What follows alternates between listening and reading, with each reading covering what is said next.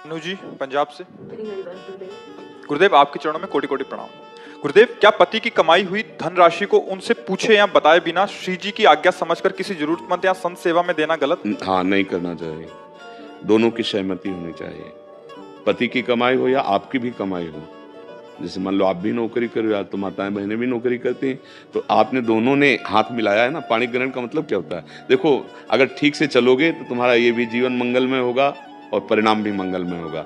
पति जब वरण कर लिया तो उसे साक्षात भगवान समझो, और पत्नी जब हमारी शरण में हो गई तो उसे अपने प्राण समझो। पति को चाहिए अपनी पत्नी को प्राणवत पोषण करे, और पत्नी को चाहिए पति को अपना भगवान समझे। तो अब हमारे लिए हमारे पति से बढ़कर कोई भगवान नहीं है। तो अगर हमारे भगवान चाहते हैं कि इनको 100 रुपया दे दो तो हम देंगे, नहीं, हमारा कोई धर्म नहीं है। हमारा धर्म है एकमात्र पति की आज्ञा में रहना, और पति को चाहिए कि जैसे हम अपने प्राणों का पोषण करते हैं ना, ऐसे पत्नी को दुलार करें।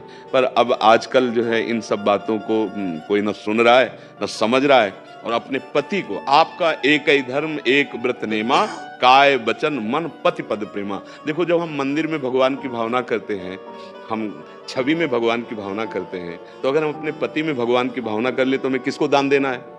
पति की आज्ञा हो तो कर रहे हैं, नहीं तो हमारे पति हमारे लिए भगवान है। उनको खिलाओ पिलाओ, उनकी सेवा करो, उनके भाव से चलो, सच्ची मानो, सब में भगवान है।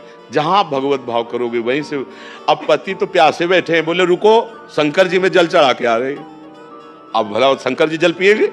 नहीं, तुम्हारे इस समय परम शिव पति आ गए हैं, अब इनको पवाओ। पवाने के बाद समय मिले तो वहां भी चली जाओ अगर आज्ञा हो, और ना हो तो सच्ची मानो जाने की नहीं जरूरत है। पति साक्षात भगवान है, ऐसी भावना से। तो ऐसा, क्योंकि जैसे अगर आपने दिया और उनका कुछ विचार कहीं और लगाने का था, और उनको पता चला, असंतुष्ट हुए, फिर आपसे वो कड़वा बोले, फिर आपस में मन मुटाव हुआ, तो उस क्रिया का फल सही नहीं हुआ ना। इसका मतलब वो क्रिया सही नहीं हुई। क्रिया का फल जो आनंद वर्धन करने वाला हो वो उसी को सही माना जाता है।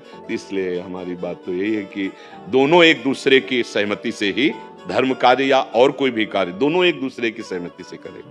जी बाबा जी, मैं कॉलेज में संगीत भी सीखता हूँ। बाबा जी, इसमें चकाचौंध और सभी की तारीफें बहुत मिलती हैं। मैं इन सब चीजों में ना फंसूं और संगीत में श्री जी से को कैसे जोड़ूं? संगीत पहली बात तो है कि सावधानी रखनी कि जो संगीत सेवा है इसका प्रभाव होता है हृदय को द्रवित करना, हृदय को द्रवित करना।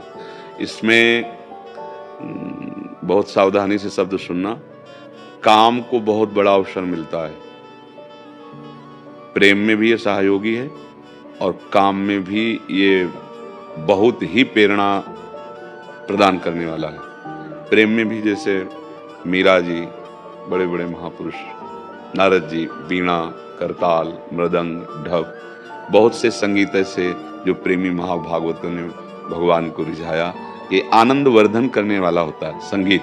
लेकिन जब हमारी स्थिति विषयों की तरफ होती है तो ये विषय आनंद का वर्धन करता है। इससे विषय भोग की प्रवृत्ति बढ़ती है, विषय भोग का आकर्षण होता है, और वो विषय आप लौकिक उन्नति को प्रधान मानने लगेंगे, और विषय सेवन में आपको अहंकार के कारण प्रियता बढ़ती चली जाएगी, और आपका संगीत जिस लिए था वो उद्देश्य नष्ट हो जाएगा। 4 लोग वाहवाही करके, प्रशंसा करके आपके अहंकार को पुष्ट कर सकते हैं, तो उससे आपको क्या मिलेगा? हृदय असंतुष्ट है और बाहर से लोग वाहवाही कर रहे हैं, तो फायदा क्या हुआ? हृदय में हमारे जलन पैदा हो रही, पेट बहुत भूखा, बाहर से लोग कह रहे बहुत बड़ा आदमी 56 भोग पा के आ रहा है, उससे हमें क्या होगा? तो संगीत बहुत दिव्य वस्तु है, और संगीत गिराने में भी बहुत सहयोगी है। इसको अन्यथा न लिया जाए, बहुत सावधानी से समझा जाए। यदि रजोगुण के द्वारा लौकिक ख्याति की प्राप्ति और लौकिकता का ही लक्ष्य रहेगा तो आकर्षण होता है संगीत से, वो आदमी भ्रष्ट होता चला जाएगा, वो पतित हो सकता है, वो व्यभिचारी हो सकता है, वो अपने मार्ग से बहुत बड़ी गलती करके गिर सकता है। बस संगीत वाले को अगर उत्तम संगीत, भले वो लौकिक गीत ही क्यों ना गाने हो, पर उसको अपने सदाचार की रक्षा करनी चाहिए। सदाचार समझते हैं ना? पवित्रता, विचार की पवित्रता, आचरण की पवित्रता। अगर कोई भी किसी भी विषय का और वो आचरणहीन है तो 4 दिन के लिए भले उन्नति हो जाए, इसके बाद उसको डिप्रेशन में जाना पड़ेगा। इसके बाद वो मदिरा पान करेगा और एकांत में बैठ करके जलेगा कि वो तो हमसे आगे निकला जा रहा है, हम अब कैसे आगे, हम कैसे छाएं। अगर एक दो बार छा भी गया ना तो भी फिर वो डाउन होगा। सत्य वस्तु सत्य है और असत आचरण असत है। संगीत भगवान को रिझाने के लिए बहुत सुंदर सामग्री है, पर यदि इसका प्रयोग लोक में भी किया जाए तो अगर जय हो रही है, अगर ख्याति बढ़ रही है, तो प्रभु ने गुण दिया है, उनका है। अगर वो न चाहे तो एक बार आप सा भी नहीं बोल सकते, पूरे सरगम और स्वरों की तो बात जाने दो।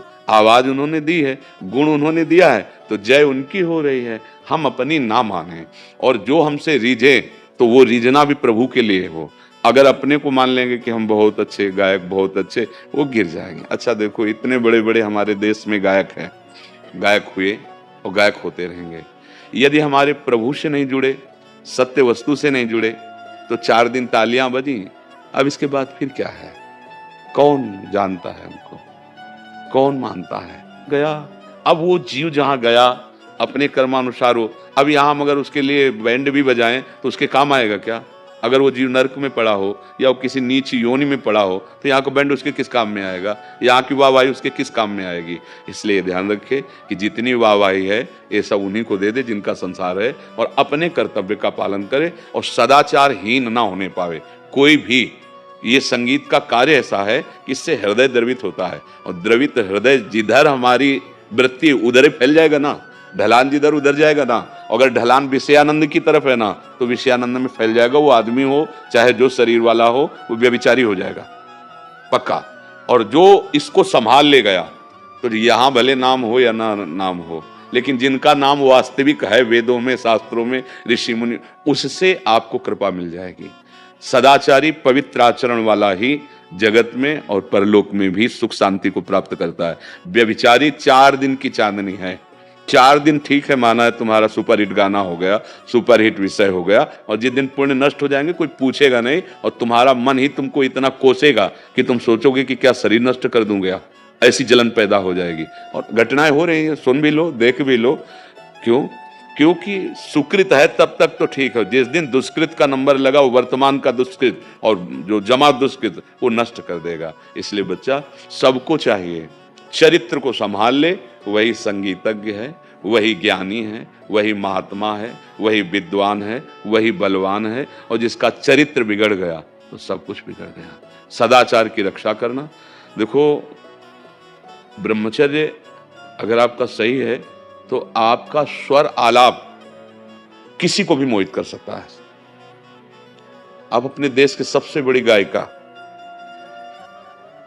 अगर उनके जीवन चरित्र में अंदर प्रवेश करके देखो तो एक ब्रह्मचारिणी थी, कभी भी उसने विषय सेवन नहीं किया। तो वृद्धावस्था में भी कोकिल बहनी रही है, कोकिल बहनी। कभी वो बहुत संत थी, भले लौकिक गीत गाई थी, पर हमारी भावना उनके प्रति संत भावना है, क्योंकि वो जितेंद्री थी, विषय सेवन नहीं। तो वृद्धावस्था में भी जब वो, कोई भी ऐसा विश्व में नहीं है कि उनकी आवाज से एक बार प्रभावित ना हो जाए। ये सदाचार का प्रभाव है, ये संयम का प्रभाव है। तो अगर गाना ही है तो भगवान को प्रधान रखना कि सबके हृदयों में आप ही बैठे हो नाथ, और चरित्र पवित्र रखना। जो चरित्रहीन होता है वो कितना भी यश प्राप्त कर ले, बाद में उसको तुम देख लेना, जाते जाते तो आप देख ही लेना, क्योंकि अब जाएगा तो उसकी बिगड़ी जो की है ना वो उसको भोगने को मिलेगी ना, तो जाते जाते तो उसकी हालत खराब हो ही जाएगी। अभी 4 दिन की चांदनी भले हो।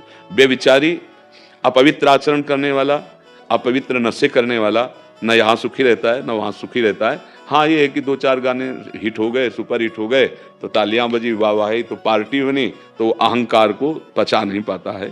तो ऐसे नहीं, अगर किसी भी मार्ग में चले, कोई भी हो, तुम्हारा प्रश्न तो पूरे देशवासी भी सुन सकते हैं ना, तो कोई भी हो, अपने चरित्र को पावन रखते हुए अपने अपने विषय में पूर्ण कर्तव्य का पालन करे तो वो जय को प्राप्त होगा। यहाँ भले वाहवाही ना हो, लेकिन हमारे भगवान उसे प्यार करेंगे, और जिस पर भगवान की कृपा होती है ना, हाँ, उसको कुछ दुर्लभ नहीं रहता।